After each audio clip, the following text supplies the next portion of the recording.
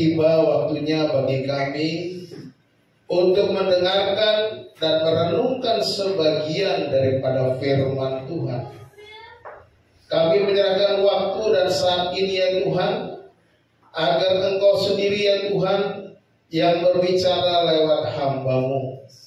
Pakailah hamba-Mu dengan kuat kuasa Roh-Mu ya Tuhan, membentangkan kebenaran firman supaya kami dapat mengerti. Tolonglah kami Tuhan, kami serahkan hati, roh dan jiwa kami dalam pimpinan-Mu. Terima kasih Bapa di dalam sorga, berbicaralah kepada kami siap mendengar. Di dalam nama Tuhan Yesus Kristus kami berdoa, haleluya, amin. Silakan duduk, selamat pagi. Salam. Puji nama Tuhan. Saudara-saudara, hari ini saya mempersiapkan satu renungan atau khotbah dengan judul Ketika Hati Terluka. Saya kira banyak di antara kita pernah mengalami luka. Apakah dalam rumah tangga, apakah dalam pergaulan, kita pernah terluka. Artinya kita pernah disakiti, dikhianati, dan berbagai macam persoalan yang kita hadapi dan hati kita terluka. Tahun 80-an ada penyanyi pop Betharia Sonata, lagunya Hati Yang Luka. Karena hatinya luka, dia bilang, pulangkan saja aku ke rumah ayahku dan ibuku. Saya kira ini bukan jalan yang terbaik, tetapi kita akan belajar bersama-sama dari satu pribadi yang luar biasa. Ya, saya persiapkan khotbah ini sebagai khotbah biografi dari Yusuf. Ya, jadi kita akan belajar tentang Yusuf. Namun kita akan membaca sebagian dari ayat-ayat di dalam firman Tuhan. Tolong dibantu Kak Putri. Kejadian 37 kita buka ayat 5 sampai ayat yang ke-11 ya. Kejadian 37 ayat 5 sampai 11, ayat 5 berbunyi demikian. Pada suatu kali bermimpilah Yusuf, lalu mimpinya itu diceritakannya kepada saudara-saudaranya, sebab itulah mereka lebih benci lagi kepadanya. Karena katanya kepada mereka, coba dengarkan mimpi yang kumimpikan ini. Tampak kita sedang di ladang mengikat berkas-berkas gandum. Lalu bangkitlah berkasku dan tegak berdiri. Kemudian datanglah berkas-berkas kamu sekalian, mengelilingi dan sujud menyembah kepada berkasku. Lalu saudara-saudaranya berkata kepadanya, apakah engkau ingin menjadi raja atas kami? Apakah engkau ingin berkuasa atas kami? Jadi makin bencilah mereka kepadanya karena mimpinya dan karena perkataannya itu. Lalu ia memimpikan pula mimpi yang lain yang diceritakannya kepada saudara-saudaranya. Katanya, aku bermimpi pula, tampak matahari, bulan, dan 11 bintang sujud menyembah kepadaku. Setelah hal itu diceritakannya kepada ayah dan saudara-saudaranya, maka ia ditegur oleh ayahnya. Mimpi apa mimpimu itu? Masakan aku dan ibumu serta saudara-saudaramu sujud menyembah kepadamu sampai ke tanah? Maka iri hatilah saudara-saudaranya kepadanya. Tetapi ayahnya menyimpan hal itu dalam hatinya. Amin. Demikian firman Tuhan. Ini sebagai satu latar belakang awal daripada apa yang Yusuf alami. Mimpi yang membawa kepada masa depan yang lebih baik. Mimpi yang walaupun melewati masa-masa sulit, tetapi membawa kepada sukacita dan berkat yang luar biasa. Bapak Ibu, sebelum kita membahas tentang Yusuf, mengapa hati kita bisa terluka? Ya, saya membaca bahwa saat seorang mengalami luka hati, sistem saraf tubuhnya akan bereaksi dan memunculkan perasaan tidak nyaman, seperti munculnya rasa sakit di dada. Saya pikir ini juga semua akan dialami oleh manusia yang namanya orang, sama seperti Yusuf. Tetapi kita melihat justru Yusuf sebaliknya. Ketika kita sistem saraf itu bereaksi karena perasaan yang tidak nyaman, perasaan disakiti, muncullah rasa sakit dan luka. Penyebab luka batin itu adalah adanya perasaan dikecewakan. Saya rasa Yusuf bisa saja kecewa. Perlakuan kasar, ya, dia mengalami perlakuan kasar, dibuang ke dalam sumur, dijual oleh abang-abangnya. Tidak dihargai, jelas tidak dihargai. Karena Yusuf dianggap melecehkan abang-abangnya dengan mimpinya. Ya. Tidak dicintai, ya, mereka tidak cintai Yusuf karena Yakub lebih cinta kepada Yusuf, jadi abang-abangnya juga membenci Yusuf. Dan ada pengalaman-pengalaman traumatis dan rasa bersalah. Ini yang membuat hati kita terluka. Luka batin yang dialami seseorang bisa dalam bentuk rasa takut. Ya, kita bisa mengalami rasa takut, dendam, benci, tidak mau mengampuni, dan lain-lain. Ini terjadi pada orang yang terluka. Tapi kita belajar ketika hati kita terluka, apa yang harus kita buat? Kita belajar dari Yusuf. Tapi kita perlu melihat dampak hati yang terluka itu. Apa dampaknya? Dampak paling umum yang dirasakan individu dari luka batin ini adalah kecemasan. Timbulnya rasa cemas, khawatir, kehilangan kendali, rentan terhadap emosi-emosi negatif, masalah dalam hubungan keluarga, dan gangguan tidur. Kalau kita punya masalah, pasti kita susah tidur, kita punya hubungan dengan satu dengan yang lain menjadi rusak. Ya. Ada beberapa dampak negatif lagi yang sering terjadi, seperti melukai diri sendiri.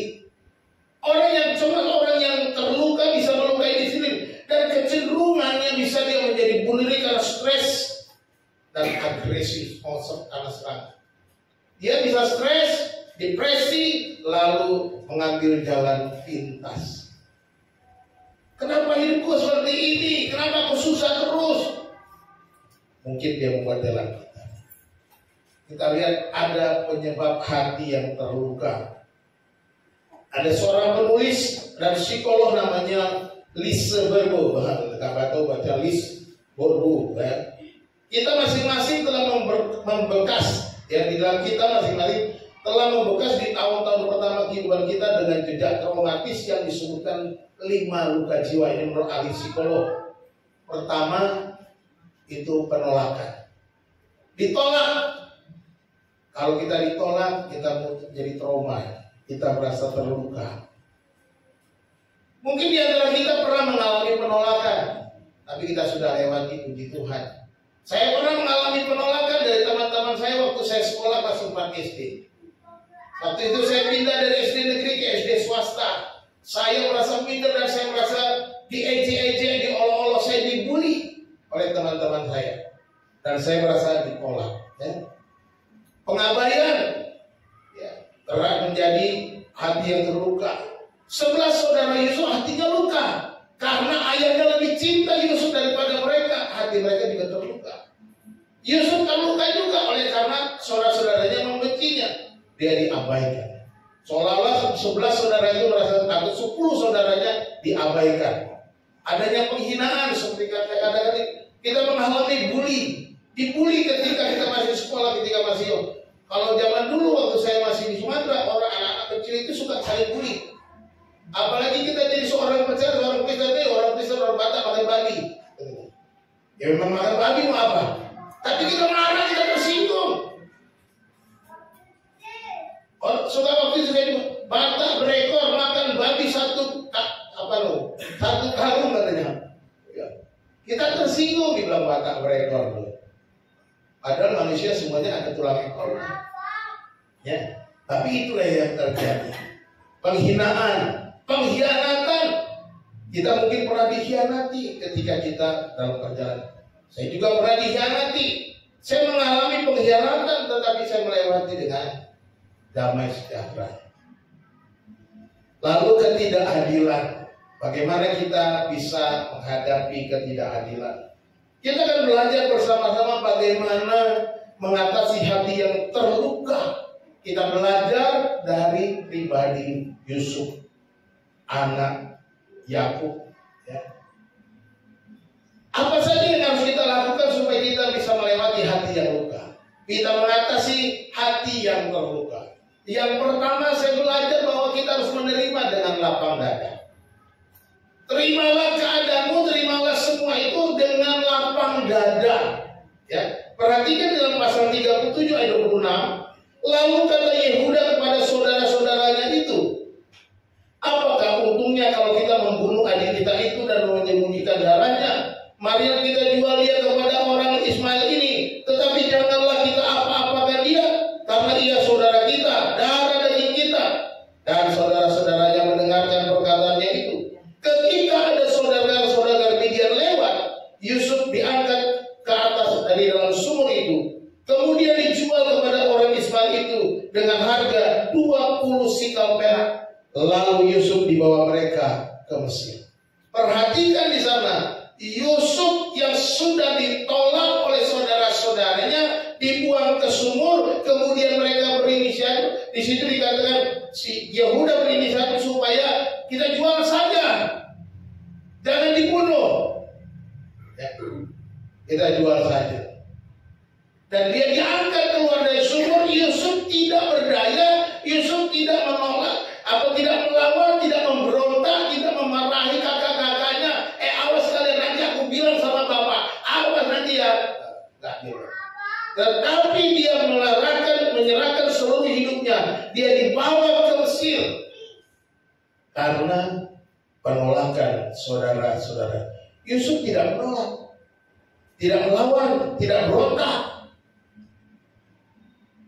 tidak melakukan kekerasan.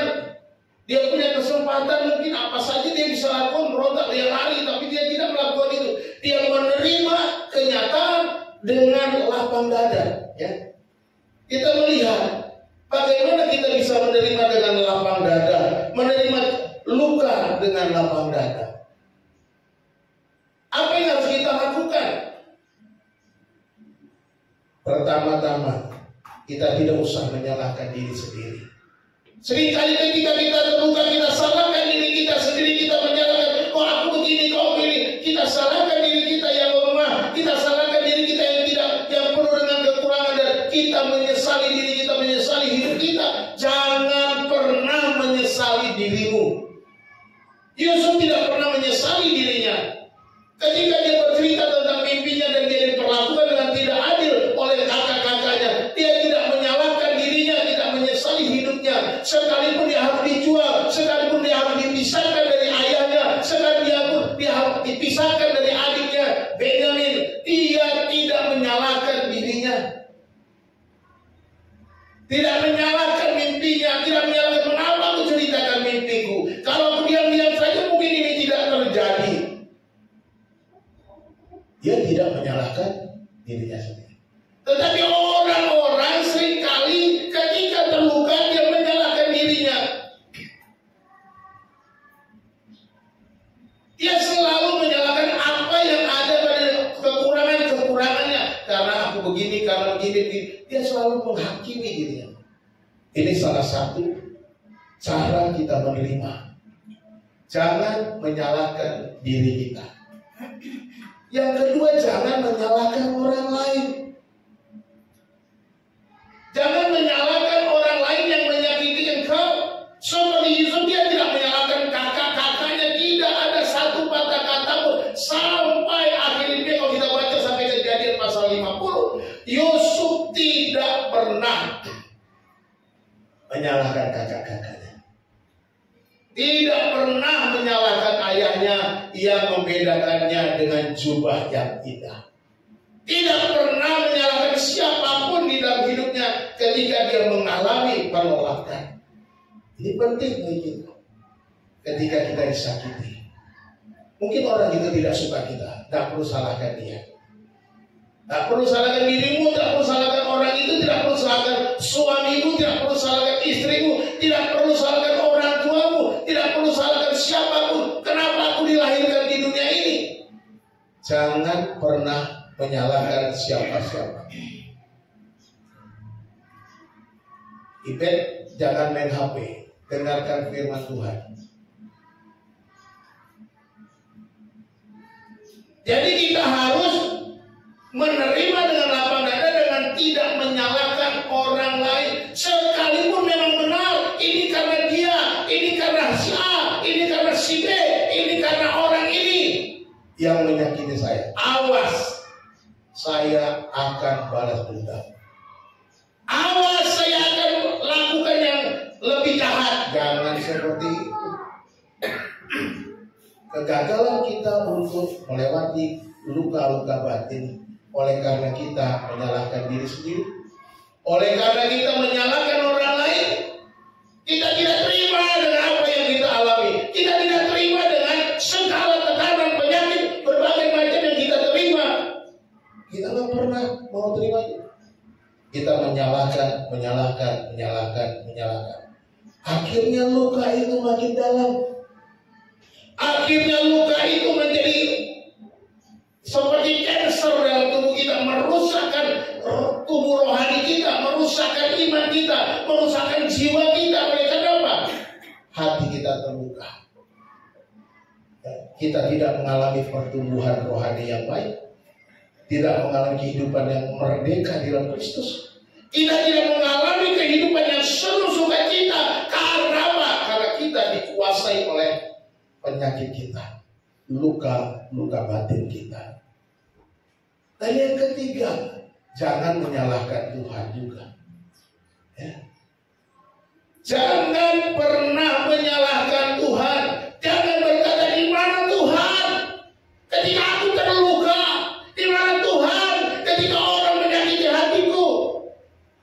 Tuhan, bukankah aku ini orang yang setia? Tuhan, bukankah aku ini orang yang rajin? Tuhan, bukankah aku selalu berdoa? Tuhan, bukankah aku selalu baca firman? Tuhan, bukankah aku selalu datang ke rumahmu? Tuhan, bukankah aku seorang yang saleh? Kita bisa bilang begitu. Mengapa engkau berdiam diri? Jangan pernah salahkan Tuhan. Ketika Tuhan mengizinkan luka-luka kita alami, Dia sedang mendidik kita, Dia sedang mengajar kita, Dia sedang membentuk kita, Dia sedang menjadikan kita sebuah bencana yang lebih berharga. Amin. Ini yang Tuhan mau. Seperti Yusuf, Ia masuk fakultas kesakitan, bukan kehutanan ya. Dia masuk sekolah alam, jurusan kesakitan, masuk dalam tekanan, masuk dalam kesulitan. Tetapi ini membentuk Yusuf. Ini yang membuat Yusuf menjadi lebih kuat, lebih tegar, dan berhasil lulus menurut ukuran Tuhan. Ini yang paling penting. Tidak penting lulus menurut ukuran manusia, tetapi bagaimana kita lulus di hadapan Tuhan sebagai orang yang percaya. Jangan pernah menyalahkan Tuhan sedikit pun. Ya, kita harus percaya apa yang kita alami, perjalanan kita saat ini, semua itu akan mendatangkan kebaikan. Kata firman Tuhan bahwa segala sesuatu mendatangkan kebaikan. Allah punya rencana, punya rancangan. Ini yang harus kita pahami, ini yang harus kita ketahui dan kita pegang. Ketika kita mengalami hati yang terluka, jangan salahkan dirimu. Jangan menyalahkan orang lain yang menyakitimu. Terlebih lagi jangan menyalahkan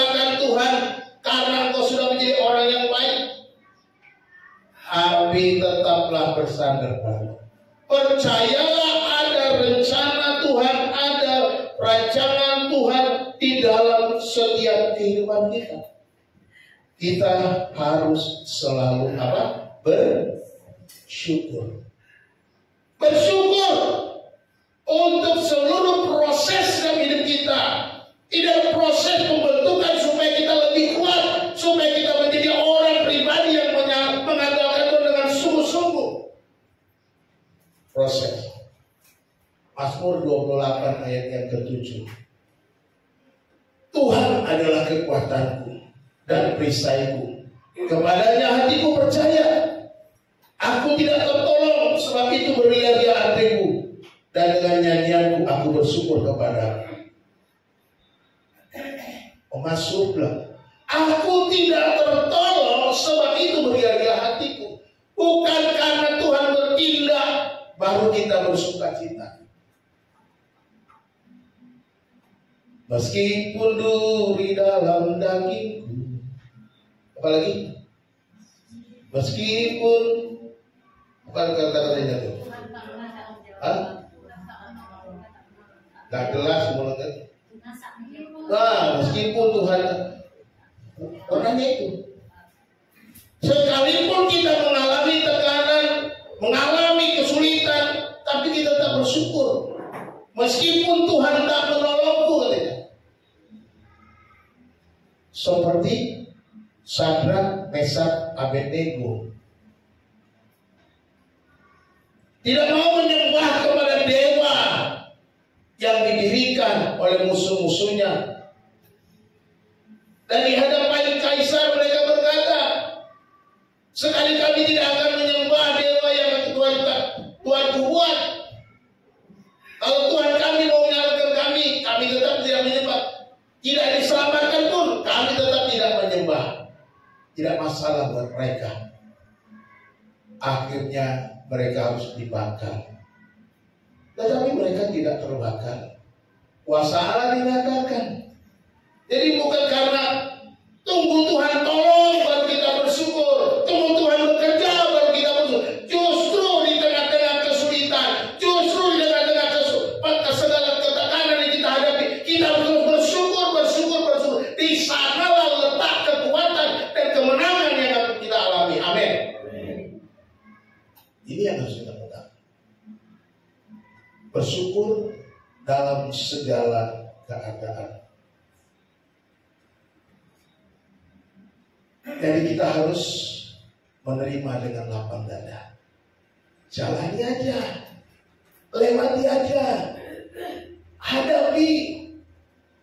Kalau dengan bahasa sulitnya itu nikmati. Ya, gimana Pak menikmati air mata? Pak, bagaimana menikmati sakit hati? Pak, bagaimana menikmati tekanan? Kayaknya nggak bisa Pak, aku nggak kuat.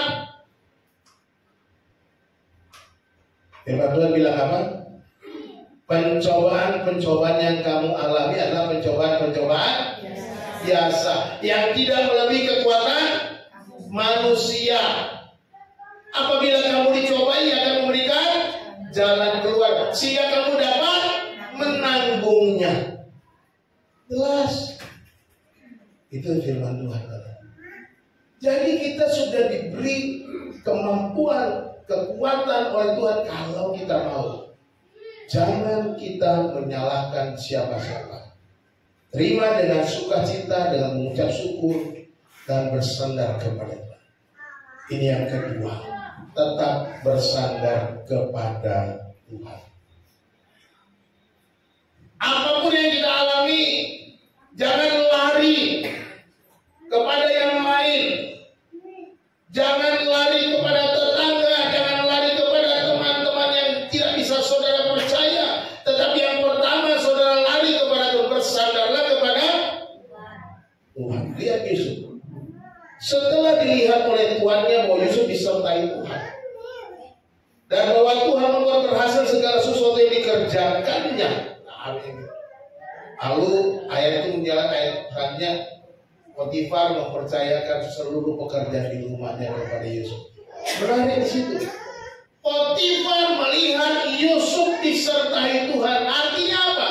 Yusuf tetap bersandar kepada Tuhan walaupun dia sudah ditolak, walaupun dia sudah dibuang.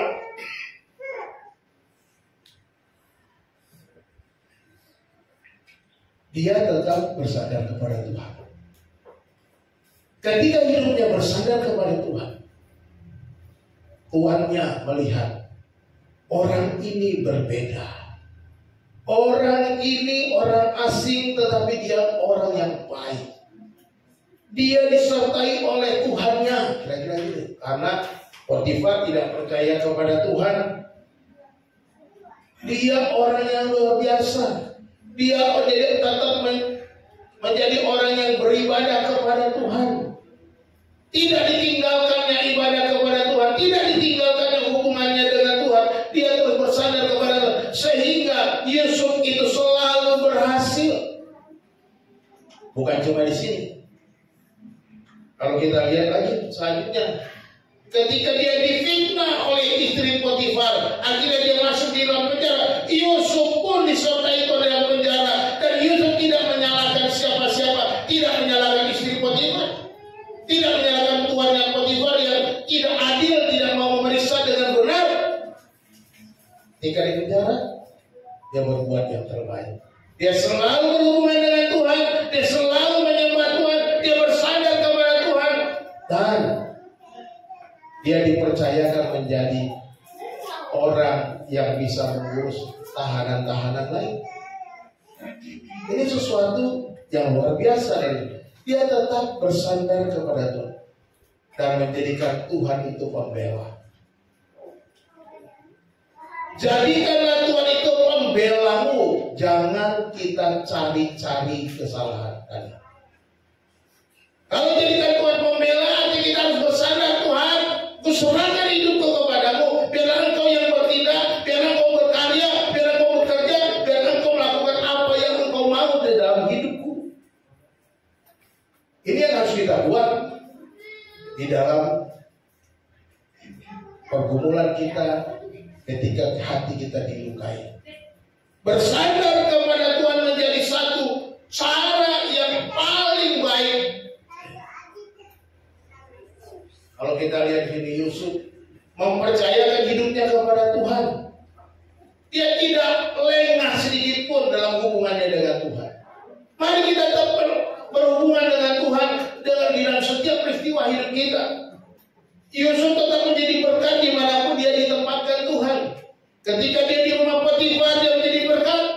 Ketika dia di penjara, dia menjadi berkat. Demikian juga ketika dia di istana, dia juga menjadi berkat. Ini yang dilakukan. Kenapa? Karena dia punya hubungan yang baik dengan Tuhan. Kenapa? Karena dia selalu bersandar kepada Tuhan, dan Tuhan mengangkat. Tuhan melakukan yang terbaik untuk kita. Apakah Tuhan tidak tahu kalau kita terluka?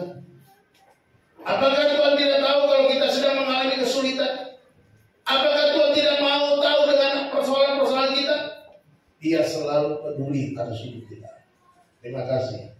Dia selalu peduli atas setiap persoalan kita.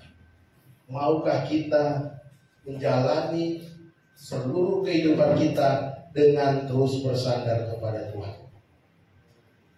Terus bergantung kepada Tuhan, terus punya hubungan relasi yang terbaik dengan Tuhan. Karena dia percaya, Yesus percaya, rencana Tuhan tak pernah gagal. Amin. Rencana Tuhan tidak pernah gagal. Apapun yang sedang kita lewati sekarang, masa-masa sulit yang kita hadapi, percayalah, rencana Tuhan dalam hidup kita tidak pernah gagal. Apa yang Tuhan rancangkan dalam setiap orang percaya pasti terjadi. Sekarang tinggal kita. Apakah kita mau bersandar kepada Tuhan atau tidak? Seperti Yusuf, dia sudah punya mimpi, dia sudah punya visi dari Tuhan, penglihatan dari Tuhan. Dia jalani dengan segala kesulitan yang dihadapinya. Dijalani dengan penuh bersandar kepada Tuhan. Demikianlah Yusuf akhirnya mulai menjadi seorang pemimpin dan diberkati, dipakai oleh Tuhan secara luar biasa. Bapak Ibu Saudara yang dikasihi Tuhan, Ayub juga seorang yang mengalami kesulitan, penderitaan, penyakit, ya.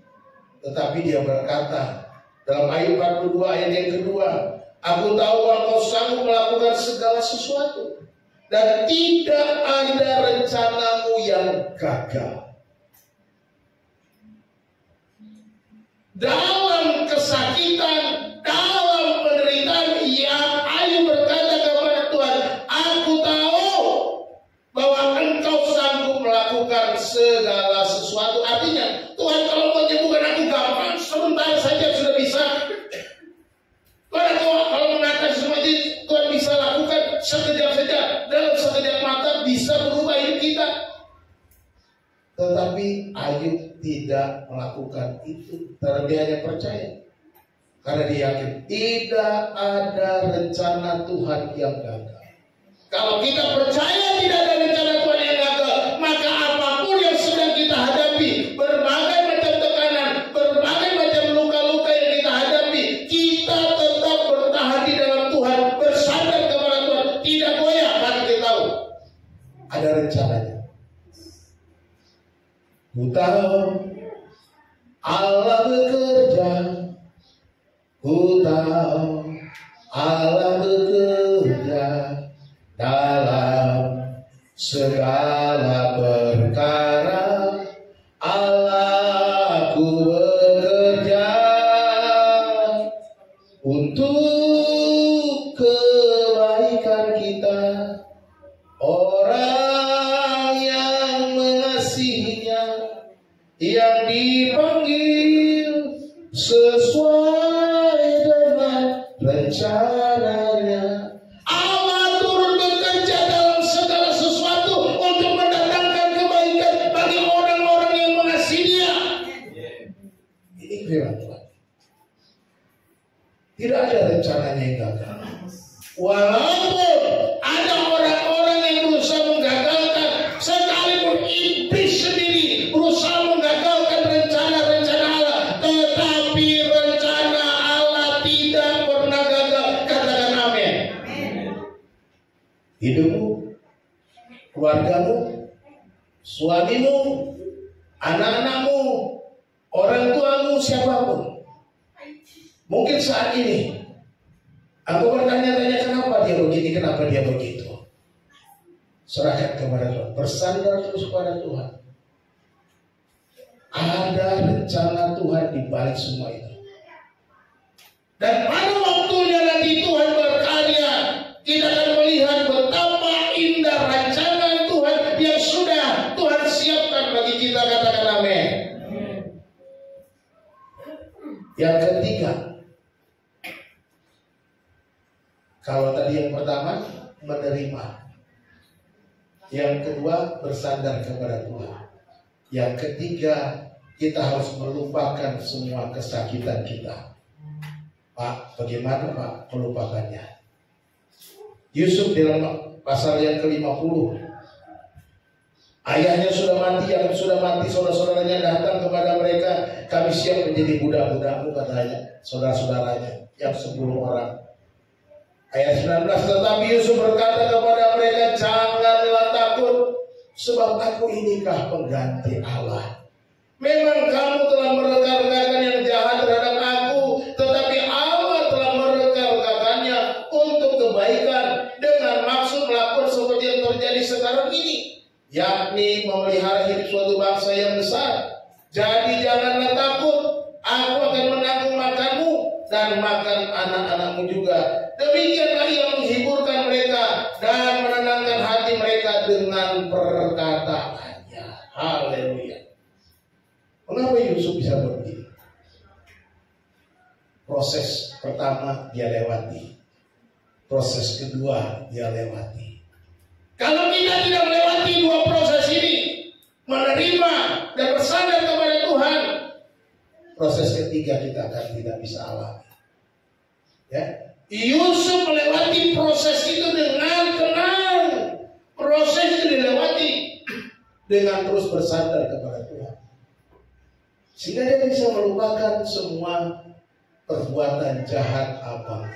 Maka dia katakan, memang kamu merencanakan kejahatan, tetapi Tuhan merencanakan kebaikan untuk memelihara bangsa yang besar ini.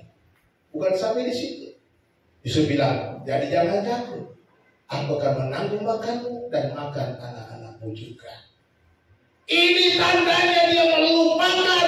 Dia tidak merasa disakiti oleh siapapun. Dia tahu ini bagian dari rancangan Allah. Dia tahu ini adalah bagian daripada mimpi yang Tuhan sudah nyatakan kepadanya. Dia harus menerima saudaranya apa adanya.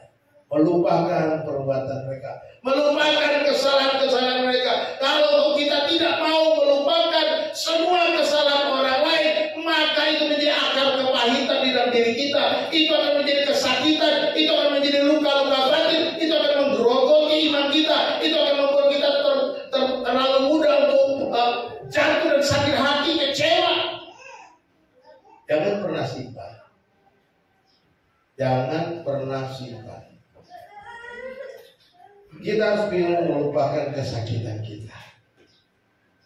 Ya, karena akan tiba waktunya kita boleh menikmati kebaikan Tuhan. Yusuf memilih untuk melupakan dan mengampuni. Ini adalah satu-satunya jalan yang terbaik kalau kita sudah bisa menerima seluruh hidup kita, peristiwa yang kita alami dengan lapang dada. Kedua, bersandarlah kepada Tuhan. Kalau kita tidak bersandar kepada Tuhan, kita tidak bisa melupakan dan mengampuni. Karena itu ada pekerjaan Roh Kudus. Itu ada pekerjaan Tuhan. Bukan dengan kekuatan kita, tetapi dengan pertolongan Tuhan. Ini yang bisa memampukan kita mengampuni, melupakan rasa sakit, terluka, kepedihan, dan berbagai macam tekanan yang kita alami. Ini adalah karya Roh Kudus. Yusuf memilih untuk menjalani semua rencana Allah daripada menyalahkan saudara-saudaranya. Yusuf mengasihi saudaranya bukan karena ada ayahnya masih hidup, bukan. Yusuf menjaga, memelihara saudara-saudaranya bukan karena masih ada ayah dan adiknya Benyamin, bukan itu. Tetapi dia mengasihi dengan tulus apa adanya, menerima mereka, melupakan semua kesalahannya, dan mau menjadi berkat bagi saudara-saudaranya. Sakit hati tidak akan pernah mendatangkan kebaikan bagi siapapun. Percayalah, kalau saudara sedang sakit hati, sedang terluka, itu tidak akan mendatangkan kebaikan bagi saudara. Kalau masih saudara simpan, tidak akan pernah. Ingat perkataan saya. Kalau kita simpan sakit hati, luka-luka batin, justru kita akan semakin digerogoti. Akan muncul rasa marah, dendam, dan segala yang kita sudah singgung dalam pembukaan tadi. Muncul semua yang namanya iri hati, balas dendam, dan lain sebagainya. Kalau kita menyimpan sakit hati, jangan pernah memelihara luka batin. Jangan pernah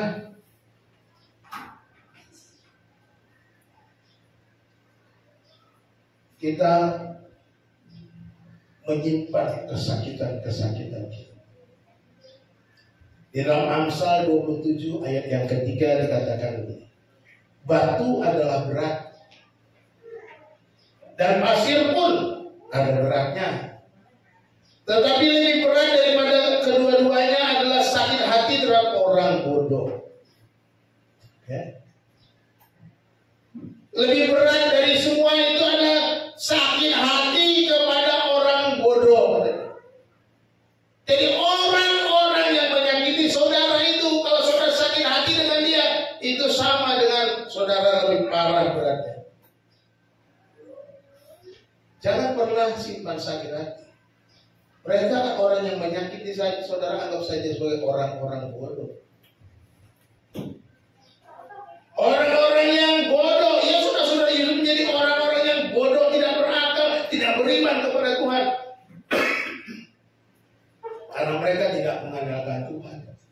Akhirnya mereka membuat kesalahan-kesalahan. Itu orang-orang bodoh yang membuat kesalahan-kesalahan. Nah, kalau kita ikut membalas, ikut sakit hati, ikut dendam, itu kita sama dengan orang bodoh. Berbuat bodoh yang sama terhadap orang yang menyakiti. Mari kita terus berjuang. Apapun yang kau alami, berapa berat pun yang kau alami, lupakan, forget it. Ya. Pertanyaannya, apakah hati Anda sedang terluka? Mungkin luka itu oleh orang-orang di sekitar Anda, antara suami dan istri, antara orang tua dan anak. Mungkin orang tua terlalu pilih kasih dan lain sebagainya. Mungkin kita minta sesuatu tidak dikabulkan oleh orang tua, kita bisa terluka. Tapi apa yang saudara lakukan? Apa yang saudara lakukan ketika hati Anda terluka? Ketika hati kita terluka, yang pertama kita harus apa? Ya, menerima dengan lapang dada. Jangan marah, jangan berontak, jangan benci, tapi kita harus menerima dengan lapang dada. Jalanilah kehidupan kita dengan percaya pada rencana Allah. Kita jalani, nikmati, supaya kita bisa terus bertumbuh, bisa melewati masa-masa sulit lebih sulit lagi. Kalau kita langkah yang pertama adalah menerima dengan lapang dada. Dan yang kedua yang harus kita lakukan, kita harus bersandar kepada Tuhan. Tetap bersandar kepada Tuhan, jangan kepada yang lain, jangan pada kekuatanmu, jangan kepada perasaanmu, jangan kepada orang-orang di sekitarmu. Lalu saudara lapor sana, lapor sini, saudara minta bantuan dan lain sebagainya. Lalu saudara berusaha mencari koalisi supaya saudara didukung dan bisa menyerang orang yang menyakiti saudara. Tidak ada gunanya. Itu bukan orang beriman. Hiduplah sesuai dengan firman Tuhan. Andalkan firman Tuhan. Ketika kita bersandar pada Tuhan, berarti kita bersandar kepada firman-Nya. Kita pegang firman-Nya. Prinsip-prinsip Alkitab yang harus kita lewati, kita pegang teguh. Jangan goyah. Setiap bersandar kepada Tuhan, bukan pada kekuatan kita sendiri. Dan yang ketiga, kita harus melupakan semua kesakitan kita. Melupakan persoalan yang kita memang sakit, Pak. Mungkin luka itu menjadi goresan, tetapi ketika kita melupakan, kita menjadi orang yang diberkati, kita menjadi orang yang bersukacita. Buanglah semua rasa sakit hati dan lepaskan pengampunan. Ini yang menjadi kunci bagi kita, supaya kita bisa menjadi pribadi yang benar, pribadi seperti Yusuf, menjadi pribadi yang tangguh. Yusuf ditolak itu pada umur 17, masih remaja, ya. Masih remaja sudah ditolak, disakiti saudara-saudaranya. Tetapi dia menjadi satu teladan bagi kita, menjadi seorang pemuda yang tangguh. Ketika dia melewati masa-masa sulit, dibuang ke dalam sumur, dijual kepada pekerja di rumah, pegawai istana Firaun, dipenjarakan. Semua dilewatinya tanpa rasa sakit hati, ya, karena dia melewatinya dengan membuang semua sakit hati itu dan melepaskan pengampunan. Karena itu ya, tahu Tuhan punya rencana yang indah. Kiranya Tuhan memberkati kita. Kita bersatu dalam doa. Bapa di dalam surga, terima kasih untuk firman Tuhan yang sudah kami baca, kami renungkan. Kami belajar dari satu pribadi pemuda yang tangguh, pemuda yang takut akan Tuhan, pemuda yang hidup dalam rancangan Tuhan, yaitu Yusuf yang ditolak oleh saudara-saudaranya, yang diperlakukan tidak adil dari saudara-saudaranya, bahkan diperlakukan tidak adil ketika dia bekerja di Mesir dan dia masuk ke dalam penjara. Tuhan, kami mau belajar untuk menjadi orang yang tangguh, untuk kami selalu menerima kenyataan hidup kami dengan penuh sukacita, dan kami mau terus bersandar kepada Engkau ya Tuhan, dan mau melupakan semua sakit hati, melupakan dan melepaskan pengampunan kepada orang-orang yang menyakiti hati kami. Bapa di surga, jikalau ada di antara umat-Mu pada saat ini sedang terluka, dilukai oleh orang-orang di sekitarnya, oleh suami atau istri, oleh anak-anak atau orang tua, oleh teman-teman sekerja, dan berbagai persoalan yang dihadapi.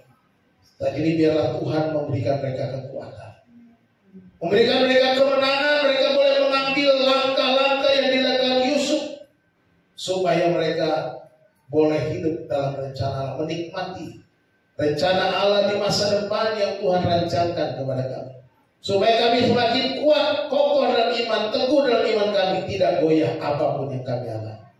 Terima kasih Bapa, berkatilah firman-Mu, supaya firman ini menjadi bagian hidup kami.